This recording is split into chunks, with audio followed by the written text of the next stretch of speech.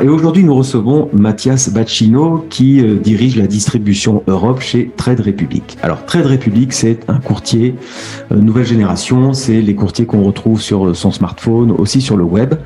Donc, ça nous vient d'Allemagne et ça révolutionne un peu l'épargne et l'investissement parce qu'on trouve énormément d'actions. On trouve de la crypto-monnaie sur Trade Republic et on trouve des produits financiers de type ETF. Mais Mathias va nous expliquer ça.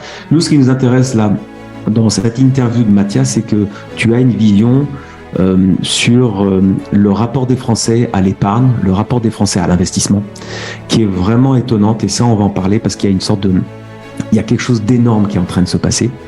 On va parler de ça, donc d'éducation financière, de liberté financière. Ça, c'est un sujet qui devient énorme et majeur. Et puis, on va parler de la crypto, de l'achat des cryptos pour les Français, par exemple. Est-ce que ton application et d'autres, est-ce que ça va faciliter l'achat de crypto pour les Français? Est-ce que la réglementation européenne et française va aider à ça? Voilà des beaux sujets qu'on va aborder aujourd'hui avec Mathias.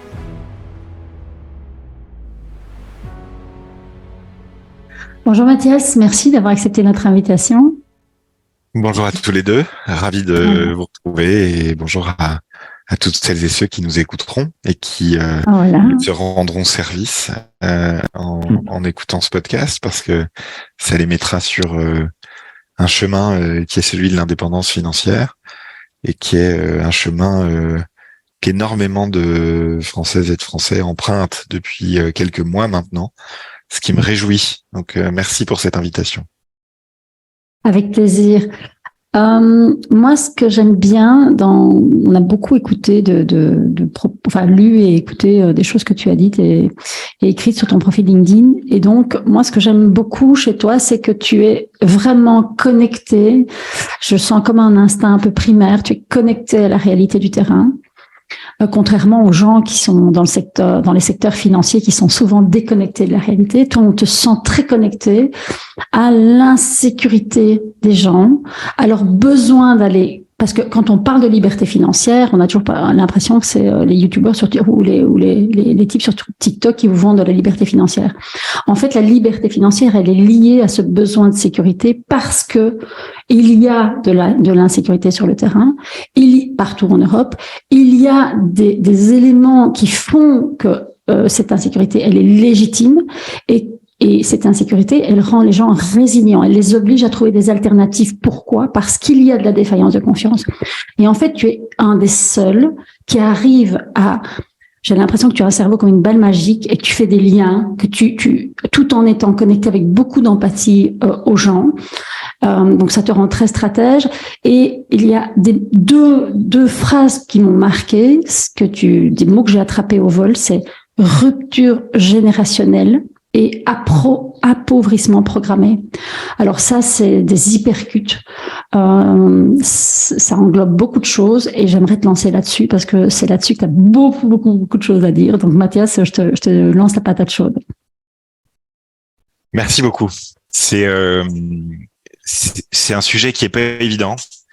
Et quand tu me demandes pourquoi moi je me sens connecté à cette réalité de terrain, c'est parce que j'ai eu l'occasion de le dire dans une conférence TED que j'avais donnée il y a 1 an.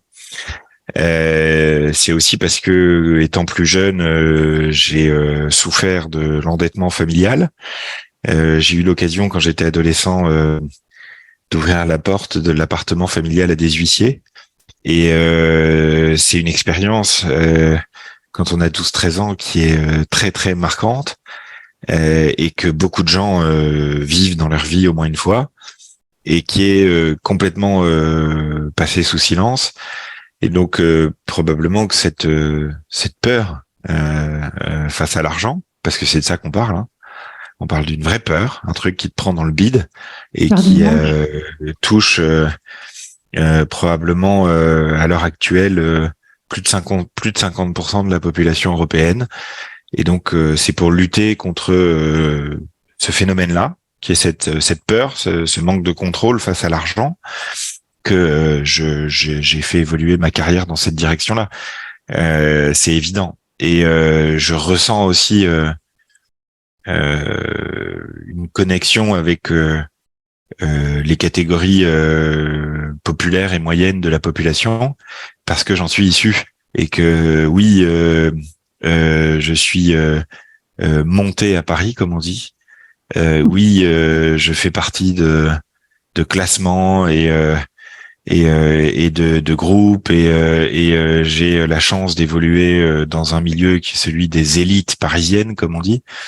Mais néanmoins, la suffisance, l'entre-soi, le fait de préserver les intérêts, privilèges et privilèges des uns et des autres, c'est quelque chose dans lequel je ne suis pas rentré. Et donc j'essaye depuis Paris aujourd'hui de faire entendre une voix un petit peu différente dans l'écosystème financier, puisque l'industrie financière au sens large ne s'intéresse malheureusement qu'aux 15% de la population européenne qui a déjà de l'argent et qui l'aide à l'entretenir. Donc il me semble que le système est cassé. Il me semble que des tendances de fond très structurantes sont à l'œuvre. Il me semble qu'on va vers un avenir financier un petit peu différent et j'essaye d'alerter, j'essaye d'informer, j'essaye d'ouvrir un débat qui malheureusement n'a pas lieu dans notre pays parce qu'il n'y a pas d'éducation financière au collège et au lycée, mais on y reviendra. Donc oui, on est dans un système qui est essoufflé, on est dans un système qui va dans le mur. C'est plus acceptable pour les moins de 35 ans. Néanmoins, il y a un énorme travail de pédagogie et d'information à faire. Donc, on peut en parler de l'appauvrissement programmé, mais voilà le cadre de mon action, quoi. C'est celui-là. En fait, on est au cœur du sujet, le truc de riche. On dit toujours, on entend toujours, même moi, j'ai toujours entendu investir. Ah oui, mais ça, il faut être riche pour investir. Même limite pour épargner, il faut déjà avoir beaucoup d'argent. Et tout le monde dit, quand j'aurai de l'argent, je pourrai épargner. Alors qu'en fait, c'est tout l'inverse. C'est avant d'être, on devient riche et on devient en épargnant et en investissant. Donc ça, c'est des choses qu'on apprend quand on s'éduque financièrement, quand on apprend, quand on écoute les autres, quand on décide de comprendre ce que c'est qu'un investissement. Et c'est pour ça que tu es ici avec nous. Merci d'ailleurs pour ces confidences, parce que ça donne tout son sens à ta mission en fait. Ouais, tu es un néo-banquier au cœur connecté à la terre, donc c'est chouette parce que c'est ce qui manque en fait. C'est de la proximité, c'est-à-dire ce qui manque, et pas que dans le secteur bancaire, c'est des réponses à des vrais besoins. Et aujourd'hui, on a des réponses aux besoins de certaines personnes, mais pas à la majorité des gens. Et donc, c'est à un moment donné, j'ai l'impression que ce que tu dis, c'est que quand tu dis ça ne marche plus, le système est défaillant, ça va bouger. J'ai l'impression que ce que tu veux dire, c'est que ça va bouger de la base. C'est les gens qui vont faire bouger les choses. C'est ça? Tu peux un peu détailler. Ouais, tout à fait. En fait, l'industrie financière est une industrie qui est fondée sur l'offre. C'est-à-dire, tous les banquiers du monde, ils se demandent quel produit je peux proposer aux gens, quel produit je peux vendre aux gens pour maximiser le profit de la banque. C'est ça le métier du banquier. Et donc, pour la première fois, je pense, depuis 60 ans, il y a une demande. Et ça, c'est très, très, très nouveau. C'est-à-dire que, en fait, on va dire, depuis la Seconde Guerre mondiale, grosso modo, je pars de là après, on va dire dans l'histoire moderne, on a été en Europe dans une période qui a été une période très positive, où on n'a pas eu besoin d'optimiser la gestion de notre argent collectivement. Et on a beaucoup gaspillé. On s'est beaucoup endetté aussi. Et on se retrouve aujourd'hui, 70 ans plus tard, dans une situation où les États européens sont extrêmement endettés, où l'épargne des Européens, c'est-à-dire le sang de l'économie, tu vois, qui est censé battre et tourner, et si on prend le système économique comme un corps humain, l'épargne, l'argent, c'est vraiment le sang, quoi. C'est ce qui permet de faire vivre le système économique. On a 85% de l'épargne des Européens qui est sur des comptes qui ne rapportent rien. Or, on a de nouveau de l'inflation en Europe. Donc, on a un pouvoir d'achat qui baisse mécaniquement et de l'épargne qui est effacée des comptes des gens. parce que il y a de l'inflation. Et donc, on était dans une période où il y avait énormément de croissance, où il y avait peu de chômage, où il y a eu énormément de gains d'efficacité, de productivité, et les gens, à cette époque-là, n'avaient pas besoin d'optimiser leur épargne. Et donc, on pouvait se permettre collectivement de le gaspiller. On pouvait se permettre de payer énormément de frais, on pouvait se permettre de ne pas investir et d'avoir de l'argent qui dort sur des comptes. On pouvait se permettre tout ça. Mais aujourd'hui, on ne peut plus. Et le pif des gens, le bon sens populaire, l'instinct des gens fait que ils ressentent ça. L'un des phénomènes, c'est l'émergence de la crypto, évidemment, qui est un des corollaires de ça, de cette crise de confiance, de du fait que le système tel qu'il a fonctionné depuis la Seconde Guerre mondiale ne peut plus fonctionner comme ça. Et donc, les gens ressentent ça, ils n'ont pas la compétence économique pour le dire précisément, mais ils sentent bien qu'il y a un truc qui cloche. Et quand on passe de 3 personnes qui travaillent pour un retraité à une personne qui travaille pour un retraité, c'est ce qu'on est en train de faire en France, les gens sentent bien que le système pourra plus fonctionner de la même manière. Quand on voit qu'il y a plus de bientôt 3000 milliards d'euros de dettes en France, les gens sentent bien qu'à un moment donné, les aides sociales, ça va s'arrêter. Ouais. Alors quand tu dis ils sentent bien, tu penses qu'il n'y a pas cette conscience de vraiment savoir les choses. Tu penses que c'est instinctif, qu'ils ont le sentiment, mais il y a plusieurs choses. Il y a la peur de l'avenir, et puis il y a aujourd'hui, j'arrive plus à boucler mes fins de mois pour plein de gens parce que tout coûte tellement cher et mon salaire n'a pas forcément augmenté. Donc il y a cette inflation où le coût de la vie a augmenté. Il y a l'inflation qui impacte l'argent qui dort sur les comptes. Ça, tu as des chiffres à nous donner, je pense. Et puis il y a la prospection sur l'avenir. J'aurai plus d'aide, alors qu'on sait qu'en France, les gens ils comptent sur ces aides. Ils n'ont pas toujours conscience de la chance qu'ils ont. Et donc, je dirais qu'il y a 3 volets. Mais en fait, moi, j'ai l'impression que les gens, ils sont conscients de ce qui se passe aujourd'hui. Je vais chez Intermarché, waouh, augmentation de 30%. Mais j'ai l'impression ils sont tellement le nez dans le guidon, tellement insécurisés qu'ils n'arrivent même pas à réfléchir sur, OK, et dans 10 ans, qu'est-ce qui va se passer? C'est quoi ton avis là-dessus? Ça, c'est là où la rupture générationnelle majeure dans la société européenne actuelle entre en ligne de compte, entre en jeu. C'est-à-dire que tu as les moins de 35 ans qui ont une perception de ces questions d'argent qui est radicalement différente des plus de 35 ans. C'est-à-dire que nous, on a fait des études dans tous les sens, on a fait des focus group, des sondages, des enquêtes de sociologues, etc. Et grosso modo, quand tu es au-dessus de 35 ans, tu considères que d'une manière ou d'une autre, les choses vont être prises en charge, les choses vont être gérées. Et tu considères aussi qu'investir ton argent toi-même, les 2/3 des gens de plus de 35 ans à peu près considèrent qu'investir son argent soi-même, c'est risqué, c'est dangereux. Les moins de 35 ans, ils sont plus de 50% à avoir peur pour leur avenir financier. Donc c'est très fort. Ils sont plus des 2/3 à être absolument certains que la retraite collective ne leur suffira pas. Et ils sont plus des 2/3 à considérer qu'investir dans des actions à long terme n'est pas risqué. Oui, ce qui est vraiment énorme, parce que pour notre génération, énorme. La bourse, c'est connu. La bourse, c'est méga risqué et il faut pas y aller. En gros, pour résumer. Et aujourd'hui, on se retrouve... 61% des 18-35 sont prêts à investir en achetant des actions.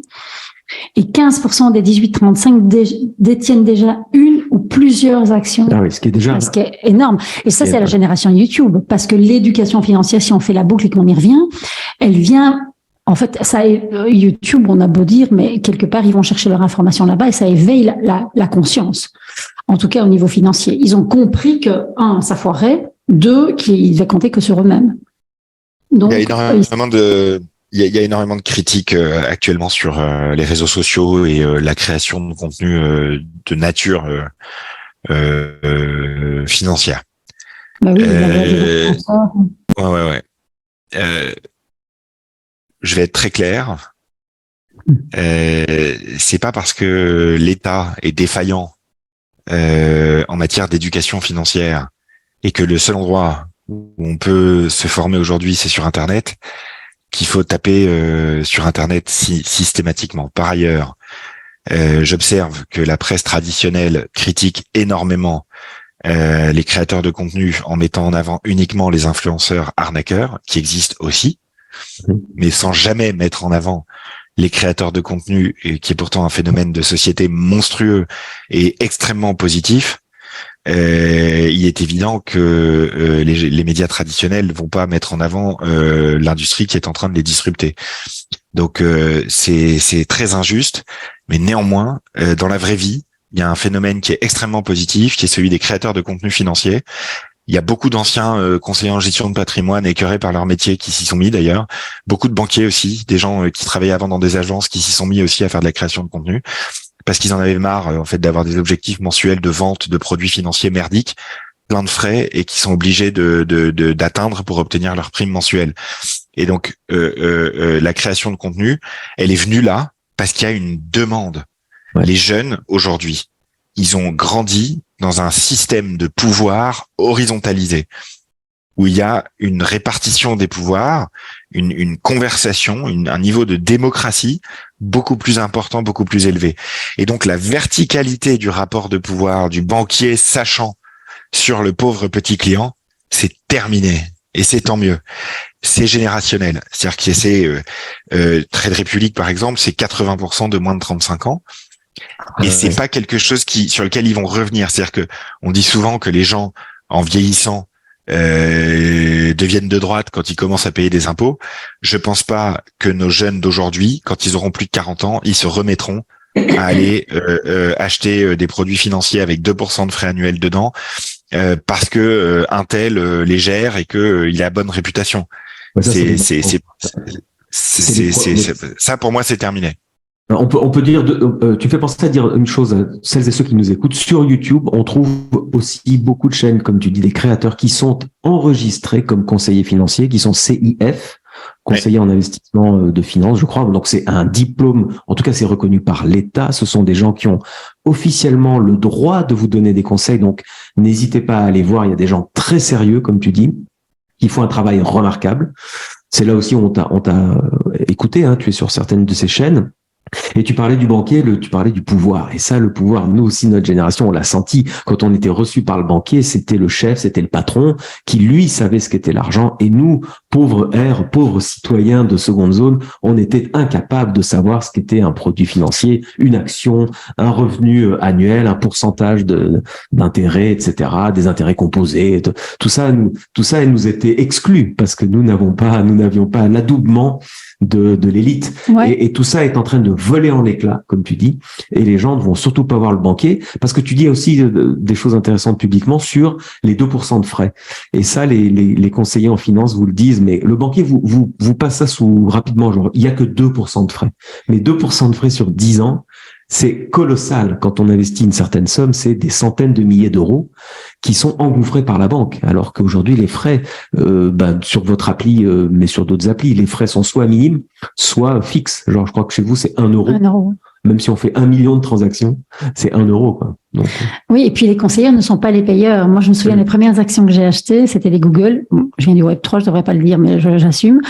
Je suis très contente parce que je fais de très belles plus-values et je me souviens que mon banquier, parce que moi je pensais que mon banquier c'était Jésus, quoi, tu vois, que je devais absolument passer chez lui et que c'est lui qui avait le pouvoir, qui devait gérer mon argent.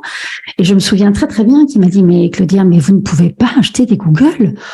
Et j'ai pas compris. J'ai dit, mais pourquoi est-ce que je ne peux pas?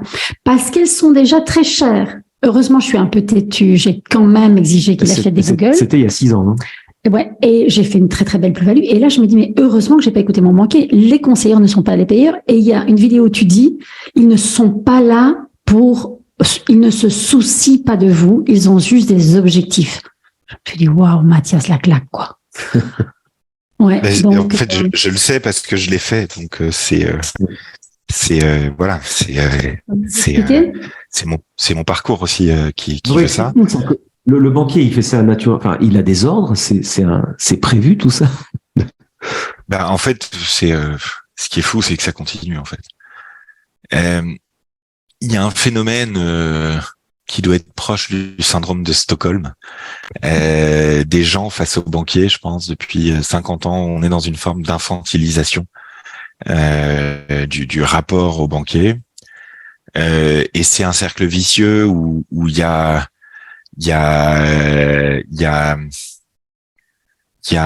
évidemment un intérêt des banquiers et des assureurs à maintenir les gens dans une coupe d'infantilisation parce que ça leur permet de prélever des frais très significatifs sur l'épargne des gens sans apporter de plus-value. Donc moi, un business où on n'est pas obligé d'apporter de la plus-value et où on peut prendre des frais énormes, c'est vrai que pour ceux qui le pratiquent, c'est un bon business. Mais pour les gens, c'est pas un business, c'est un scandale. Donc c'est la réalité des banquiers et des assureurs qui, au quotidien, ont pour objectif de vendre des produits financiers. Et ils ont pour ça des objectifs chiffrés de vente de produits financiers. Et donc, quand ils vous donnent un conseil, c'est-à-dire quand ils vous disent « je vous recommande de faire ça », ils essayent de vous faire rentrer dans leurs objectifs commerciaux. Ils se demandent pas si c'est bon pour vous ou si vous allez en réussir particulièrement bien financièrement à partir de ça. Parce que en fait, ils n'en ont pas ils n'ont pas d'objectif pour ça. Ça ne fait pas des banquiers en agence des sales types. C'est pas ce que je dis. Les gens sont les personnes qui travaillent là-dedans en sont les premiers à en souffrir et à vouloir venir travailler dans des boîtes comme la nôtre. Mais et à être clients aussi chez nous. Parce c'est les premiers à en être conscients. Néanmoins, il faut bien gagner sa vie aussi, et donc ils font leur métier. Et leur métier aujourd'hui, c'est de vendre tel produit en quantité suffisante ce mois-ci. C'est ça leur métier. Et donc les particuliers aujourd'hui, ils acceptent plus ça parce que le savoir, ce qui permet de décrypter, de comprendre et donc de maîtriser et donc de plus avoir peur, en fait, c'est pas si compliqué que ça. Je vais faire un parallèle un peu osé. En tant que chef d'entreprise, j'ai eu à convaincre des jeunes femmes qu'elles pouvaient devenir managers. J'ai eu à convaincre des jeunes femmes qu'elles devaient me demander une augmentation. Alors que toute la journée, j'avais leurs collègues masculins qui me demandaient, alors qu'ils ne le méritaient pas, des augmentations et des promotions. Les gens, c'est pareil, face à l'argent et à l'épargne. Pour moi, c'est le même phénomène de plafond de verre psychologique. Et une fois qu'on leur a dit qu'en fait, investir, c'est pas, ça peut être très complexe, mais ça peut aussi être simple. Ça peut aussi être facile d'accès. Qu'en fait, pour investir pour le plus grand nombre, c'est comme au judo, tu peux être ceinture blanche et t'amuser le week-end. Tu peux être ceinture verte et jaune et faire des petites compétitions de temps en temps. Et tu peux être ceinture noire et essayer d'aller prendre Teddy Riner sur un tapis. Mais c'est possible d'investir par soi-même simplement. Alors, en y consacrant quelques minutes par mois. Et c'est cette nouveauté-là, en fait, qui change tout. Donc, on a le contexte qui change, qui fait qu'on peut plus se permettre de gaspiller notre argent parce qu'on a le mur des retraites face à nous à partir de 2040. Et il y a aussi le rapport à l'argent et à l'épargne qui change parce qu'on s'aperçoit grâce aux réseaux sociaux et à la démocratisation de la pédagogie financière qu'en fait, investir, c'est possible. C'est-à-dire, c'est un truc où on peut comme disent les jeunes, se donner de la force et collectivement, en fait, y arriver, quoi. On peut tous devenir ceinture blanche pour investir. Alors, pourquoi tu dis ça? Parce que il y a une mésentente majeure et très grave entre le trading et l'investissement. Combien de fois j'ai entendu des gens me dire « Ah, mais t'as acheté de la crypto, tu es donc un trader ». Et je leur ai dit « Non, j'achète de la crypto et je la garde 8 ans. » Exprès. Ou des ETF. Oui, ou des actions, peu importe, un produit financier. Et je leur dis, je garde ça au moins 5 ans, voire peut-être 10 ans. Ah oui, mais alors tu vas trader, tu vas quand même revendre. Non, je vais garder. Et en fait, il y a cette mésentente qui vient, je sais, de la nuit des temps. Hein.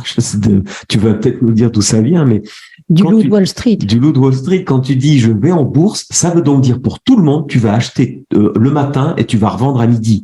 Mais d'où ça vient? C'est invraisemblable. Personne ne leur a expliqué qu'on achète en bourse en 2023 et on revend en 2045, quoi. Ok. Pas nous parce qu'on est trop vieux. Mais Mathieu, justement, tu parles souvent de ça. Tu peux déployer la différence entre l'investissement et le trading?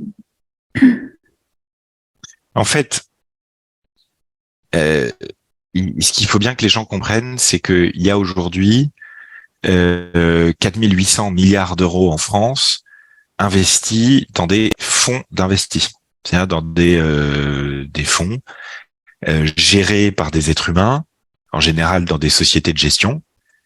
Et les gens investissent dans leurs fonds parce que c'est des gestionnaires, donc c'est des spécialistes, et ils sont censés bien choisir les actions et voilà. Et à côté de ça, vous avez 150 milliards d'euros à peu près détenus par des particuliers dans des ETF, c'est-à-dire dans des paniers d'actions en direct où c'est les particuliers qui choisissent.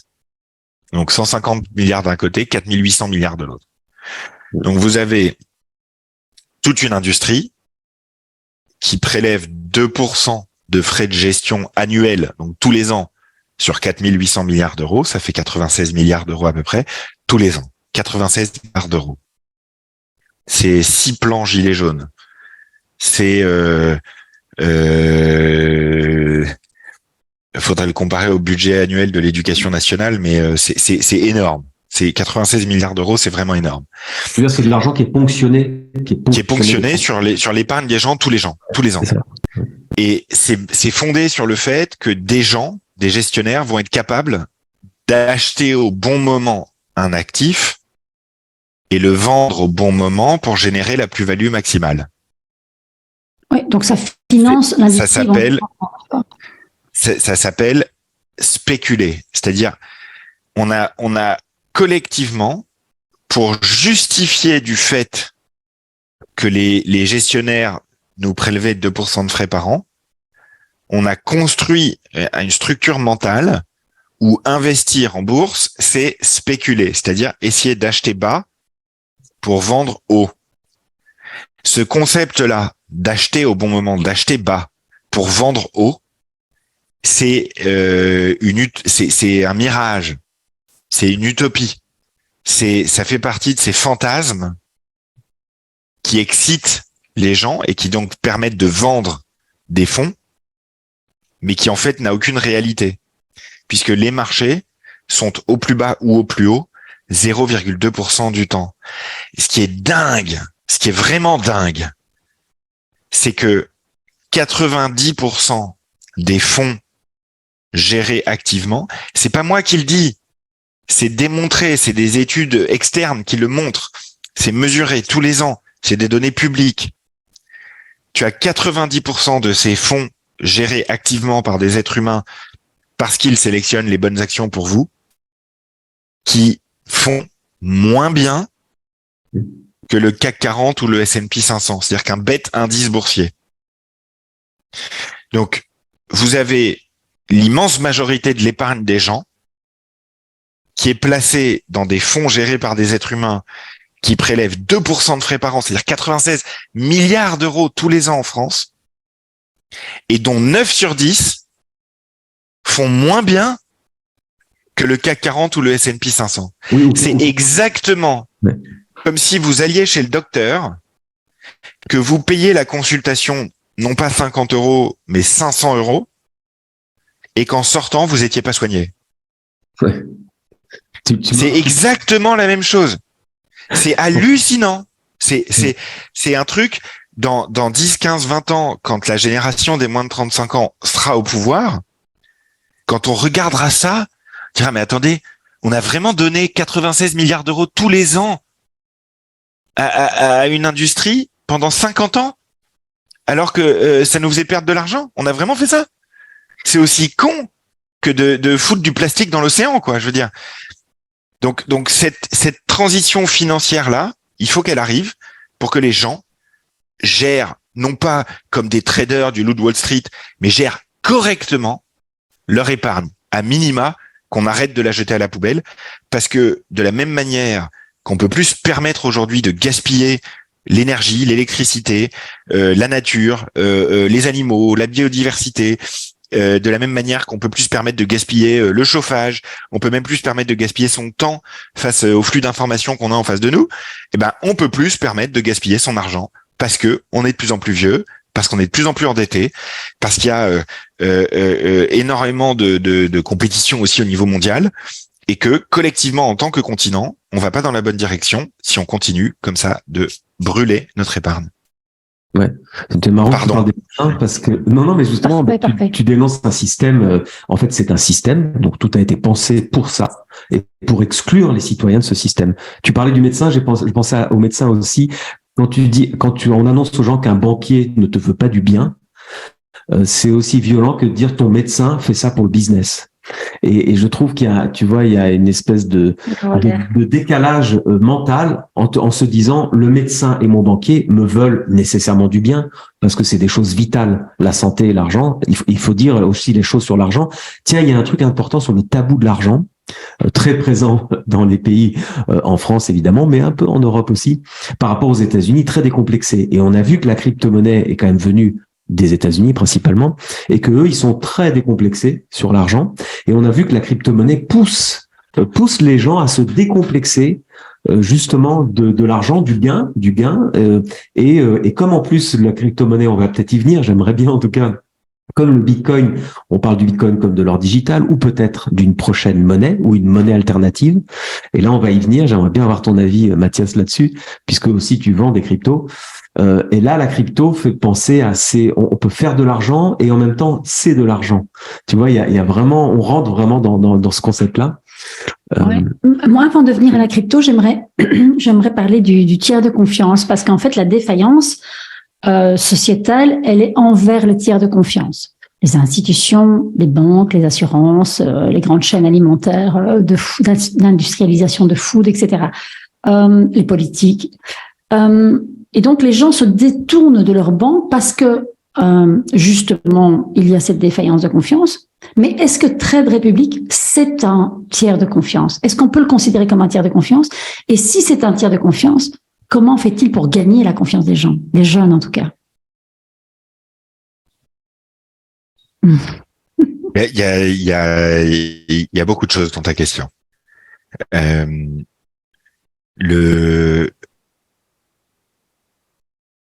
Pour moi, un tiers de confiance qui peut faire faillite sans avoir aucun impact sur toi, c'est pas vraiment un tiers de confiance. Trade Republic est setupé de telle manière que si on fait faillite, il se passe absolument rien pour nos clients. Il y a aucune perte, il y a pas de donc on n'est pas dans la même logique que les acteurs de la finance traditionnelle. On n'est pas non plus dans une logique de finance totalement décentralisée. Ok, tu peux déployer. Parce que c'est trop tôt. Parce que le grand public n'est pas prêt encore. C'est un écosystème qui est pas encore bien réglementé. C'est un écosystème qui est encore très nouveau, qui a encore besoin de mûrir pour élever un peu le niveau de protection des investisseurs. Et donc on est dans une période de transition par essence. Et donc je dirais, nous, on est le tiers de confiance de transition. Tiens, on est un tiers de confiance pour passer de l'un à l'autre. On est un objet hybride. On est un objet bancaire hybride, exactement de la même manière que les moteurs hybrides sont utiles à une période de transition. Eh ben, les objets bancaires hybrides comme nous, qui ont un pied dans MiFID, c'est-à-dire la réglementation européenne, et un pied dans MiCA, c'est-à-dire dans la réglementation européenne des cryptos à venir, parce qu'on offre aussi ça. Je pense que c'est la meilleure manière de nous définir. C'est le tiers de confiance de transition. En revanche, sur la perte de confiance envers les tiers de confiance traditionnels dans la société, je voudrais rappeler que c'est parce que on est dans une civilisation de la transparence. Et la transparence nécessite de l'authenticité. Le système financier actuel, tel qu'il fonctionne pour l'épargne des gens, n'étant pas dans l'intérêt des gens, il ne peut pas être transparent. Et donc, il ne peut pas être authentique. Et donc, il ne peut plus générer d'adhésion. Et donc, petit à petit, année après année, l'adhésion des gens est en train de diminuer. Exactement de la même manière que quand tu fais ce qu'ont fait les banques centrales depuis 2008, c'est-à-dire quand tu crées un océan de liquidités, quand tu fabriques de l'argent, en veux-tu en voilà, par centaines de milliards d'euros, et ben petit à petit, ça érode la confiance que tu as dans cet actif parce que il y en a trop. Et donc, les crypto-monnaies émergent, la nature ayant horreur du vide. Mais voilà, c'est une période de transition. On n'est pas encore ceux qui te disent que, les maximalistes qui considèrent que tout le monde aujourd'hui, tout de suite, devrait basculer dans une finance décentralisée complètement, devenir son propre dépositaire, etc., sous-estiment totalement l'engagement affectif des gens face à l'argent et la difficulté de changer. L'accompagnement du changement, c'est un truc déjà que c'est pas facile de faire changer les gens de comportement pour passer de la télé à Netflix. Alors pour passer d'un système où ils délèguent tout, où ils comprennent rien, où on leur prend la moitié de leur performance à long terme et où quoi qu'il arrive ils payent des frais même si ça performe pas, à un écosystème où ils sont complètement autonomes et maîtres intégralement de leurs finances, il va falloir quelques années quand même. Je veux dire, c'est exactement comme Ségolène Royal en 2007 à l'élection présidentielle qui a eu raison trop tôt en parlant de démocratie participative en 2007. Ça sert à rien. Elle a perdu l'élection parce que les gens ils étaient pas prêts encore. Aujourd'hui, on serait chaud pour ça, pour la démocratie participative. Rappelons que nous sommes le 30 mai 2023 et que hier, les États-Unis ont augmenté encore le plafond de la dette, c'est-à-dire qu'ils vont encore imprimer des milliers, de centaines de milliards de dollars. Et ça va évidemment accentuer l'inflation, etc. Bon, on n'a pas le temps de faire parler de ça. Mais moi, j'aimerais revenir sur le trait d'union. Donc, en fait, Trade Republic, c'est pas un tiers de confiance, c'est un trait d'union de confiance. C'est vraiment ça. En fait, on essaye de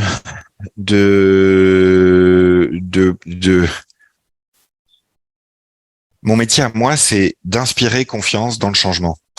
Et donc, je dis toujours, franchement, investissez, faites-le intelligemment, c'est-à-dire à long terme, de manière très diversifiée et en le faisant petit à petit. C'est des petites sommes tous les mois. Et que vous le fassiez chez Trade Republic ou pas, franchement, je m'en fous. Mais faites-le, d'une manière ou d'une autre. Quand tu dis ça, tu t'adresses à des jeunes.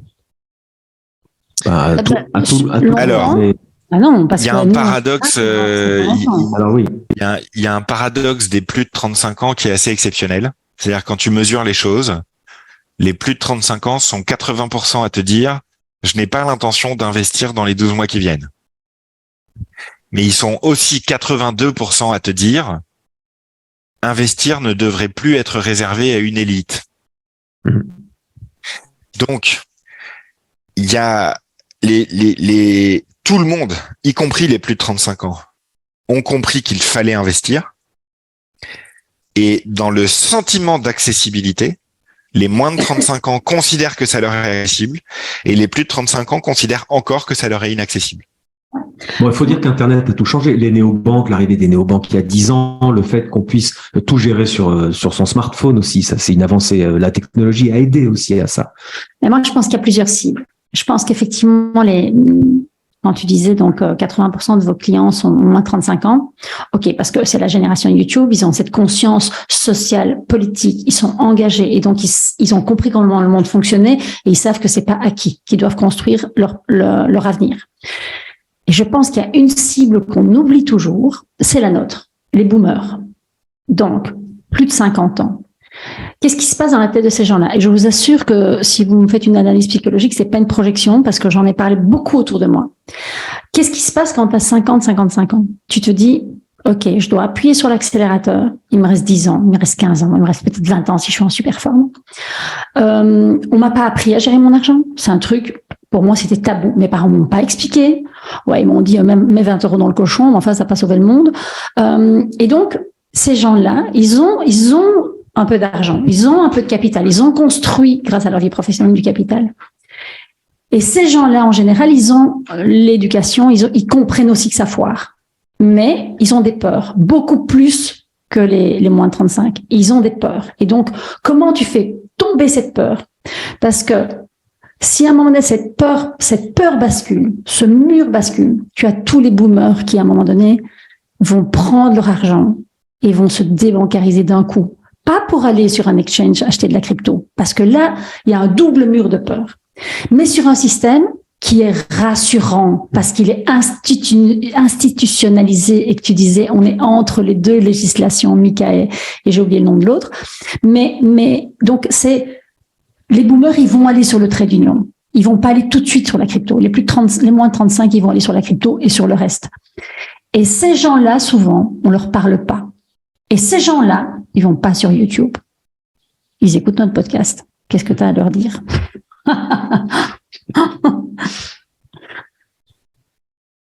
Alors déjà, il faut attendre encore un peu pour que la prise de conscience sociétale, je vais utiliser un terme technique, par capillarité inversée, remonte dans la société. Très concrètement, il faut attendre encore un peu que les jeunes puissent parler le dimanche midi à leurs parents, à leurs oncles, à leurs tantes, de ce qui se passe. Parce que c'est comme ça que ça marche, en fait. Quand tu regardes l'évolution des comportements financiers des gens, c'est systématiquement drivé par un proche. C'est les parents. En l'occurrence, là, c'est inversé, c'est les enfants qui parlent aux parents. Je trouve ça génial. C'est les frères et sœurs. C'est le chef au travail. Incroyable. Dans le top 3 des prescripteurs financiers, c'est tes parents, tes frères et sœurs et ton chef au travail. C'est marrant, quoi. Ils donnent ton bonus ou quoi? Je sais pas. C'est les gens ont tendance à investir, épargner comme leur chef. C'est vraiment rigolo. Et donc, il faut que la conversation sociale se fasse. Et ça, tu peux pas l'avancer. Ensuite, il faut des sources d'informations rassurantes. Et les boomers, comme tu l'as très bien dit, ils vont peut-être tomber sur une vidéo YouTube parce qu'ils vont sur YouTube quand même, les boomers, mais ils vont pas tomber sur les mêmes parce que l'algorithme des réseaux sociaux va pas les emmener sur les mêmes contenus que les plus jeunes. Du fait du ciblage, c'est tout le problème du caractère enfermant des algorithmes des réseaux sociaux. Si vous n'avez pas vu The Social Dilemma sur Netflix, je vous encourage vivement à le regarder dès ce soir. The Social Dilemma sur Netflix, ça fait réfléchir. Et donc, l'enjeu, ça va être de trouver un émetteur de messages, et je crois l'avoir trouvé pour la France, et le moment venu, je l'activerai, qui puisse rassurer ces gens-là. Et ça passera par les médias que eux consomment, c'est-à-dire les médias traditionnels et la télévision en premier lieu. Donc tu parles d'un porte-voix, tu parles d'une personnalité? Tout à fait. D'accord. Mais tu sais, Mathias, moi je vais t'expliquer un truc. Tu sais, Benjamin, il donne des formations en finances décentralisées. Et il y a un an, il formait qui? Des gens qui ont de la crypto, qui veulent à un moment donné du rendement. Et maintenant, c'est quoi la plupart des demandes? C'est des gens qui en général, c'est moi qu'ils appellent, c'est lui qui forme. C'est des gens qui m'appellent ou qui m'écrivent en me disant, des gens qui n'ont pas forcément de crypto, des boomers comme nous, qui ont écouté le podcast et qui nous disent, bon, j'ai vendu une maison, là, j'ai 50 000 euros qui va tomber, je veux pas le mettre en banque. J'ai touché un bonus de fin d'année, 25 000 euros, je veux pas le mettre en banque. Et en fait, la première fois, tu dis, oh, bon, ok. Deuxième fois, tu dis, bon, ok. Et puis, quand ce message est récurrent, je touche une poche d'argent, je ne veux pas le mettre en banque, tu te dis, il se passe quelque chose quand même. Et ces gens ne sont pas pro-crypto, parfois, ils ont même pas d'action. Ils ont, comme tu dis, ils font partie des gens qui mettent leur argent sur le livret A. Ils ont même pas d'or, ils ont pas d'or.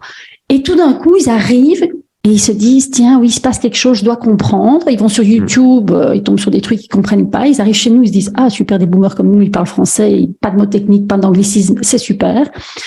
On leur inspire confiance et ils veulent se former à la finance décentralisée. Tu te dis, mais qu'est-ce qui s'est passé entre ces deux trucs-là? Ces deux trucs-là, c'est, j'ai touché une poche d'argent, je veux pas le mettre en banque, qu'est-ce que je fais? Alors nous, je le rappelle, nous ne donnons pas de conseils à investissement.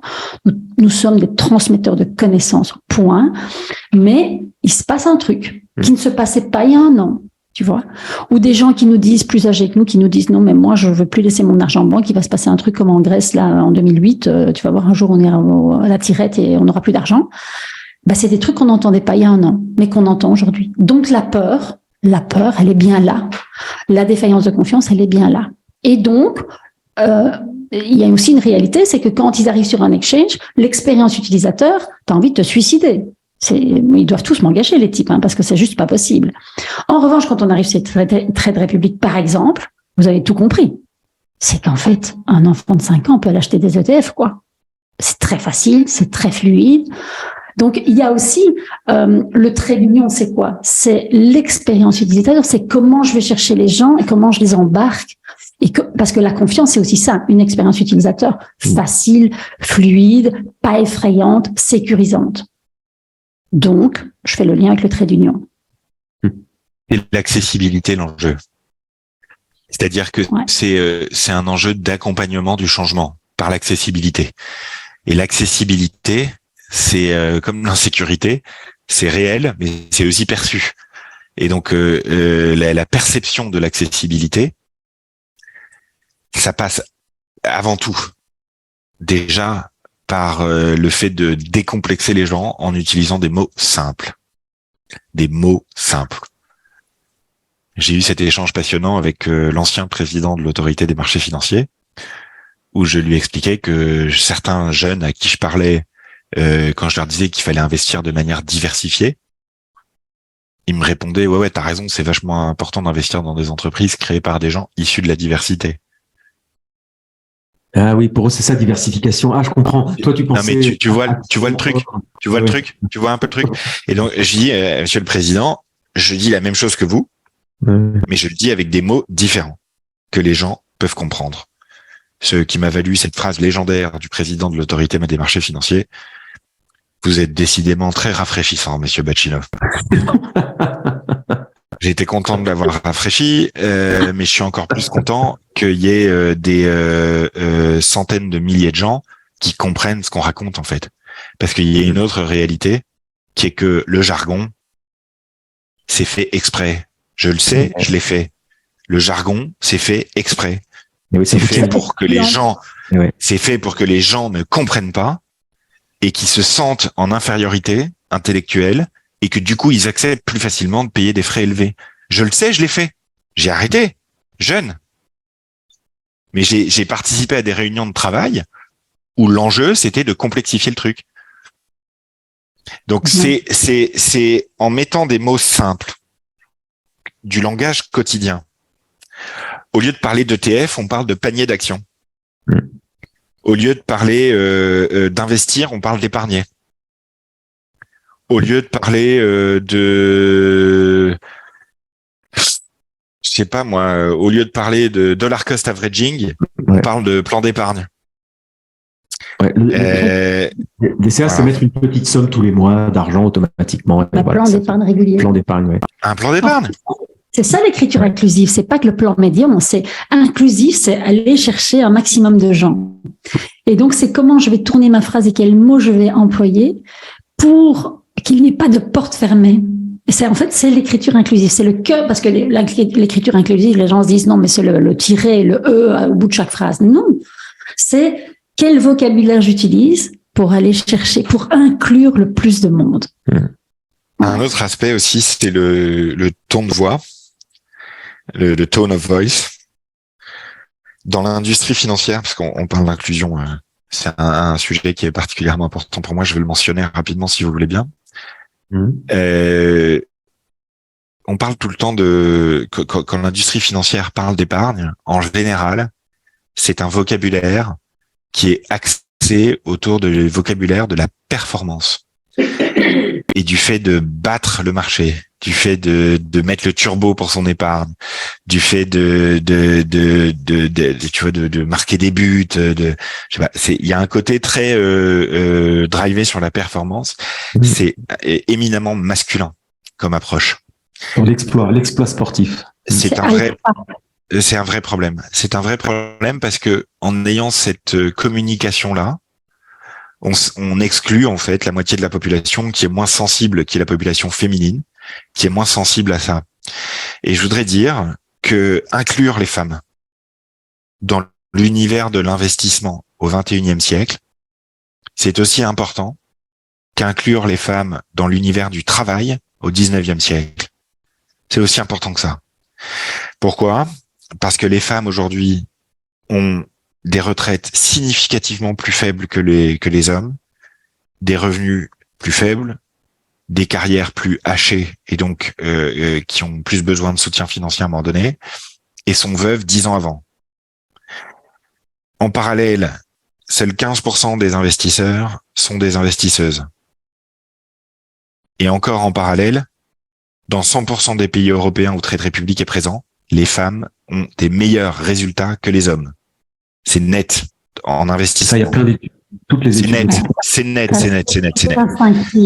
Et donc tu as la moitié de la population qui a absolument besoin d'un truc, qui le fait vraiment mieux que les autres et qui ne le fait pas.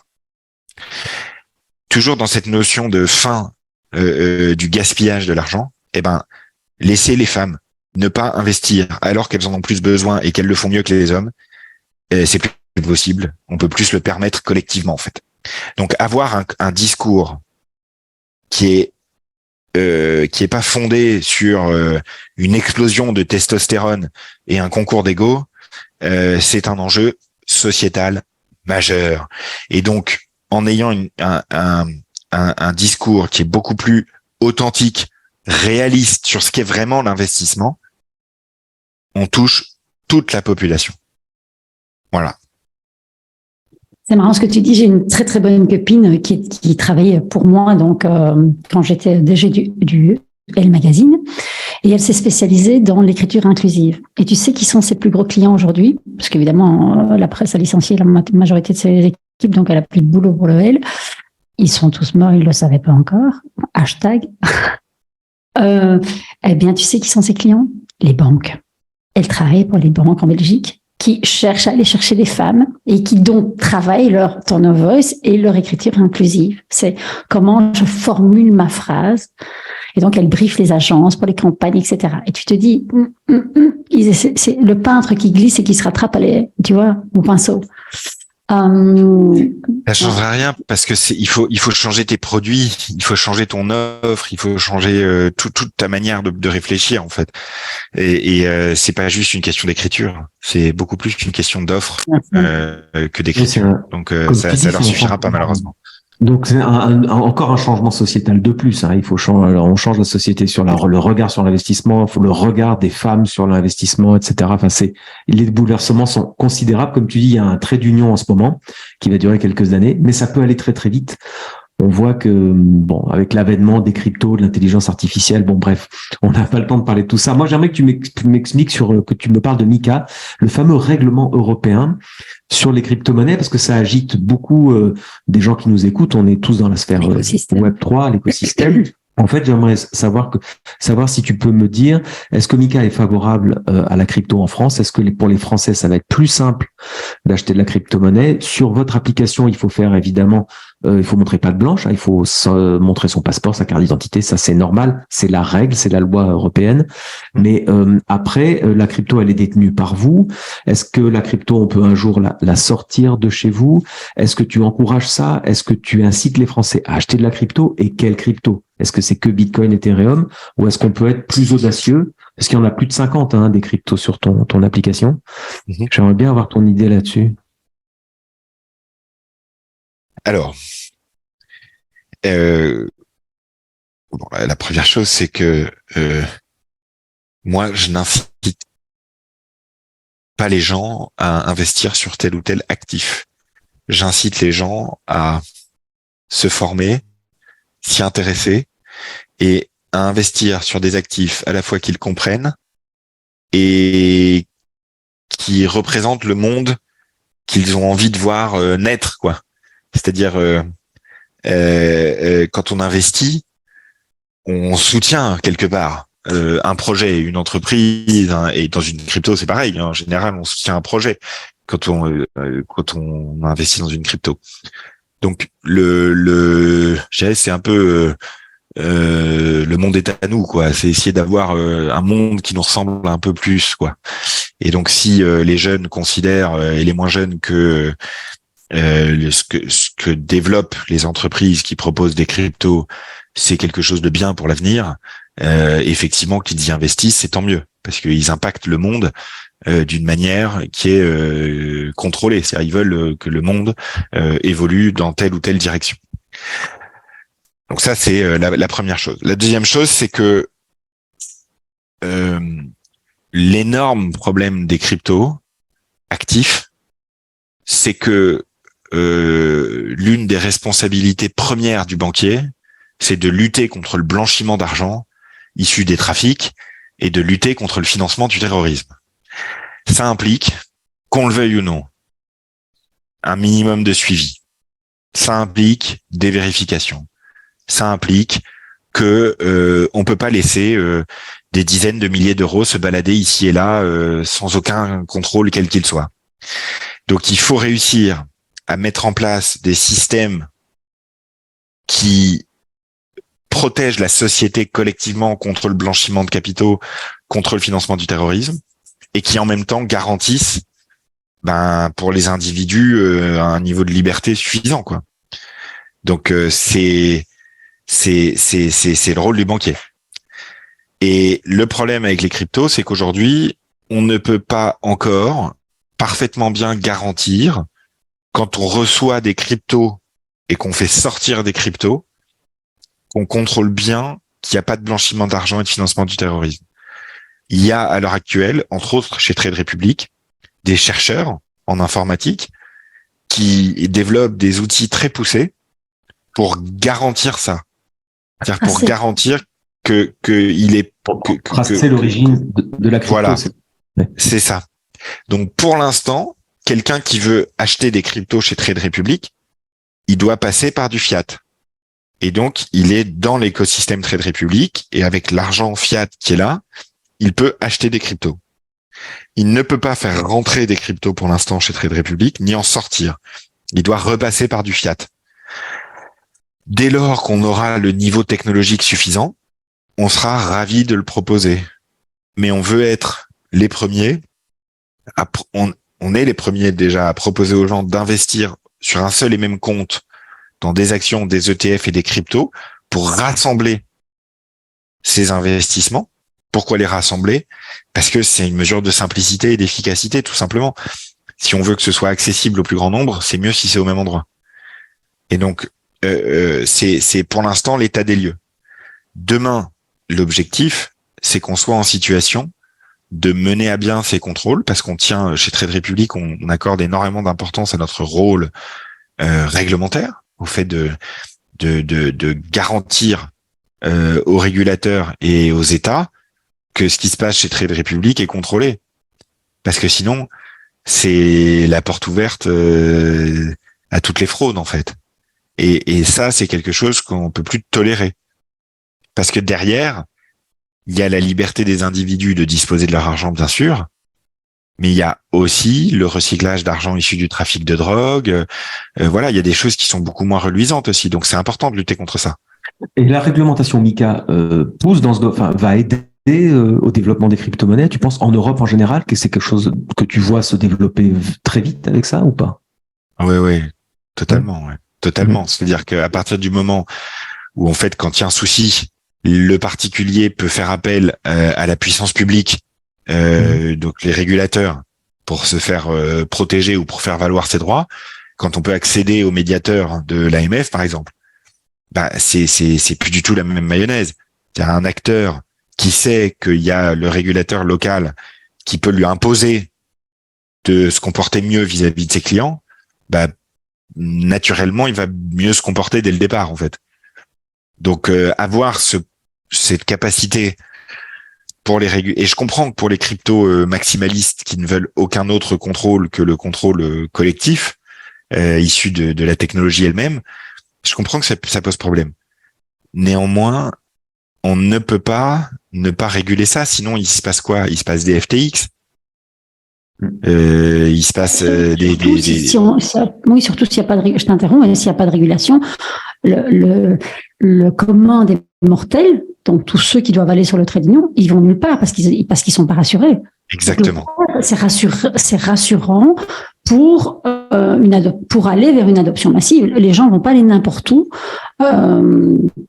Oui, ça a quelque chose de rassurant. Mais c'est intéressant que tu parles du hiatus qu'on trouve tout le temps dans le Web3, qui est qu'à l'origine de la crypto, il y a une technologie décentralisée qui s'appelle la blockchain. La chaîne de blocs est un réseau décentralisé. À l'origine, c'est ça, c'est purement décentralisé. Mais la finalité, c'est qu'on peut investir de manière centralisée.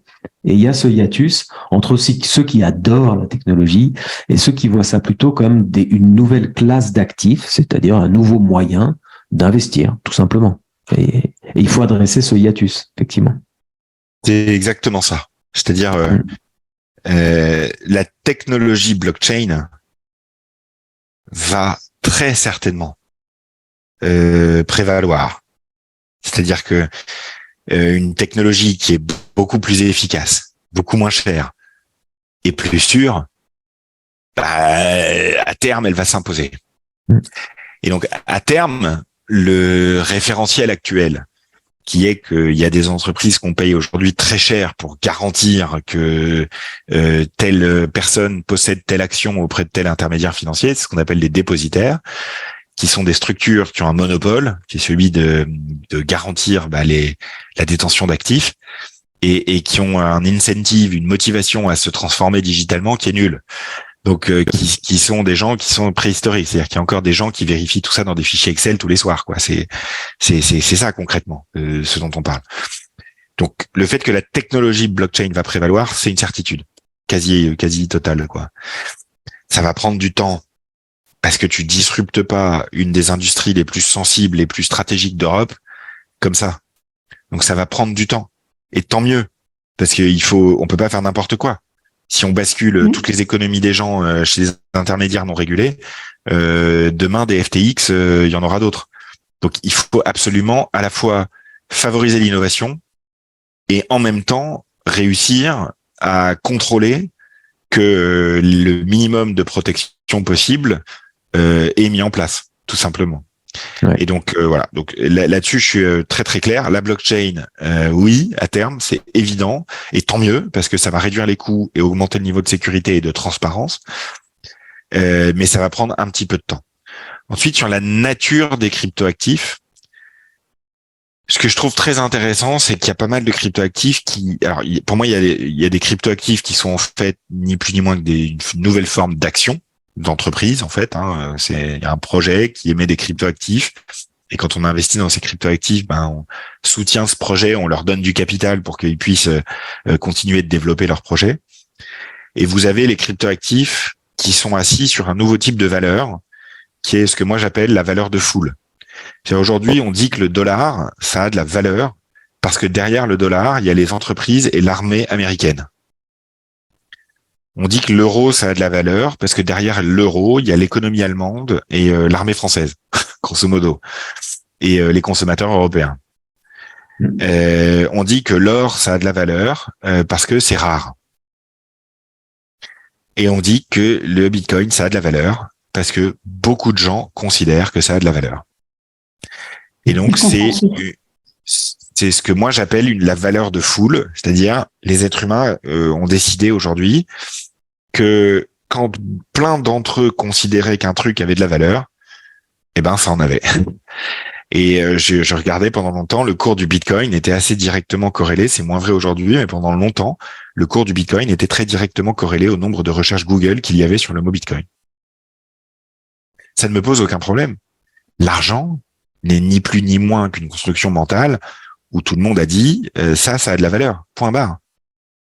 C'est un consensus social. C'est exactement ça. On est tous d'accord, donc on y va. Ouais. C'est ça. Et donc le fait qu'il y ait de la blockchain et des tokens, ça c'est une innovation technologique qui va fleurir, c'est évident. Le fait que demain on n'achète plus des actions, mais qu'on achète des tokens qui représentent des actions, moi j'en suis convaincu. Et d'ailleurs, Larry Fink, le patron de BlackRock, le plus grand fonds d'investissement du monde, il a dit dans 10 ans, tous les actifs boursiers, tous les actifs seront tokenisés sur une blockchain. Voilà. Est-ce que pour autant tous les actifs seront assis uniquement sur une valeur de foule? Je ne le crois pas. Certains d'entre eux, oui, mais pas tous. Il y aura toujours des actifs qui seront sous forme de tokens, donc beaucoup moins chers, beaucoup plus faciles à échanger, etc. mais qui seront assis sur une vraie boîte qui fait du chiffre d'affaires avec des revenus, du résultat net et voilà.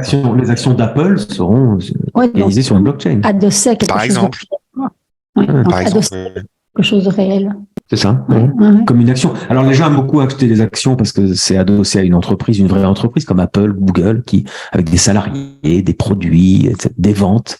Alors effectivement, la crypto, c'est pas toujours adossé à une entreprise avec des ventes, avec parfois des projets informatiques, même parfois difficiles à Bitcoin, percevoir. tout simplement. La première, c'est juste un consensus social. Il y a un projet, oui, mais il n'y a pas d'entreprise. Alors, il y a du travail informatique. On parle souvent de l'or digital parce que l'or, c'est quoi? C'est un matériau extrait de la terre. Et après, il y a un consensus.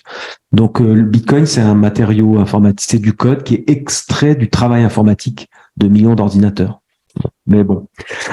Bon, en tout cas, on arrive à la fin de ce podcast, Mathias. Moi, j'aimerais encore poser une question, Mathias. Tu vois, alors souvent, on n'est pas d'accord. Non, mais sur l'école, est-ce que toi, si tu étais ministre de l'Éducation, tu imposerais l'éducation financière à l'école à partir de 12 ans? Oui. J'ai déjà eu l'occasion de le dire aussi dans des rapports de think tank auxquels j'ai contribué. La meilleure réforme des retraites qu'on puisse faire en France, c'est de mettre en place 20 heures de cours d'éducation financière en 3e pour tout le monde. Ouais, remplacer l'éducation sexuelle par l'éducation financière. Je sais pas, mais si on est capable, il me semble il me semble qu'il y a énormément de sujets qui sont moins essentiels, qui sont traités par l'éducation nationale. Et que il me semble que si on expliquait aux gens que 2% de frais par an, en fait, sur 20 ans, ça fait 100% de frais. Que commencer à investir à 30 ans, c'est 40% de moins à 60 ans que si on avait commencé à 20 ans. Que 85%, que 100% de la population contribue à la croissance économique par son travail et sa consommation, mais que seuls 15% de la population touche les fruits de la croissance économique par le biais de dividendes. Si on expliquait aux gens que, je sais pas, le fonctionnement des indices boursiers, par exemple. Si on expliquait aux gens le fonctionnement des intérêts composés, si on expliquait aux gens la différence entre brut et net d'inflation, si on expliquait tout ça aux enfants et aux jeunes, premièrement, ils auraient les bases pour identifier les arnaques sur les réseaux sociaux. Ça, je pense que si on pouvait apprendre à l'école que faire plus que 10% de rendement annuel, c'est très très louche. Si on pouvait apprendre tout ça, oui. Donc, un jour, on aura la maturité nécessaire en Europe pour ça, et on aura aussi l'humilité des pouvoirs publics d'accepter que c'est bien que la Banque de France crée une application mobile pour faire de l'éducation financière. C'est mieux si les gens s'en servent. Banque de France, je ne sais même pas. Et ben voilà. De la même manière que je ne savais pas, alors que je suis probablement l'une des personnes qui fait le plus pour l'éducation financière en France, du fait des millions de vues qu'on a fait sur les réseaux sociaux et des dizaines de créateurs qu'on soutient financièrement, je n'étais pas au courant qu'il y avait la semaine nationale de l'éducation financière. Donc si moi je suis pas au courant, t'imagines Madame Michu dans son supermarché à Rodez, quoi. Elle en est très très très très loin de la semaine nationale de l'éducation financière. Donc comment on peut rapprocher, comment on peut effectivement ça passe par un cours, quoi. Je sais pas comment le faire autrement. Ouais. À méditer, en tout cas. En tout cas, là où certains voyaient un personnage rafraîchissant, nous, on a vu un visionnaire altruiste, les deux pieds bien campés dans la réalité. Et c'était passionnant comme podcast. On a oublié de dire que cet épisode n'est pas sponsorisé par toi ou Trade Republic. On a vraiment absolument tenu à ce que tu viennes, et on accueille Mathias, on n'accueille pas l'application parce qu'on aime ta vision et on pense que tu as un message à délivrer à ceux qui nous écoutent et aux autres aussi. On espère que le message est passé. Une vraie responsabilité sociale. On te sent engagé, on sent quelqu'un d'engagé et qui se sert de son travail pour répondre à ses engagements sociaux. Mais moi, c'est ce que je souhaite à tout le monde. C'est-à-dire, c'est d'un jour trouver une boîte qui a une mission et avec laquelle on est pleinement aligné. Moi, j'ai démissionné de 2 mastodontes financiers dans ma carrière et finalement, c'est avec Trade Republic que j'ai trouvé cet épanouissement-là, quoi. C'est assez génial quand même de travailler pour une boîte où on dit ce qu'on pense et on pense que ce qu'on fait c'est bien, quoi. C'est assez nouveau pour moi quand on travaille dans le secteur financier, ça arrive pas tous les jours. Donc je vous remercie de ce forum et oui, on a une responsabilité collective. Il y a une transition financière qui est engagée pour une épargne plus efficace, qui impacte mieux le monde, qui permet aux gens de mieux s'en sortir, qui est plus inclusive. Et cette transition, elle se fera que si on accompagne les gens, parce que ceux face à quoi on lutte, au-delà des lobbies, au-delà des business models, au-delà de tout ça, c'est avant tout nos barrières et nos freins psychologiques à nous-mêmes. Et donc, merci de m'avoir donné une plateforme de plus pour en parler. Merci à toi pour ta confiance et ta transparence et ta sincérité, ton engagement et on te remercie. C'était très nourrissant de faire ce podcast avec toi. On a adoré faire cet épisode. On espère que vous avez aimé aussi. Donc vous pouvez nous retrouver nous sur nftbusiness.tech et Mathias, on vous mettra les liens pour. On mettra tous les liens. Sur LinkedIn aussi, on le retrouve Mathias. Et en plus, il est disponible, il répond aux messages. Voilà. Top. Et si vous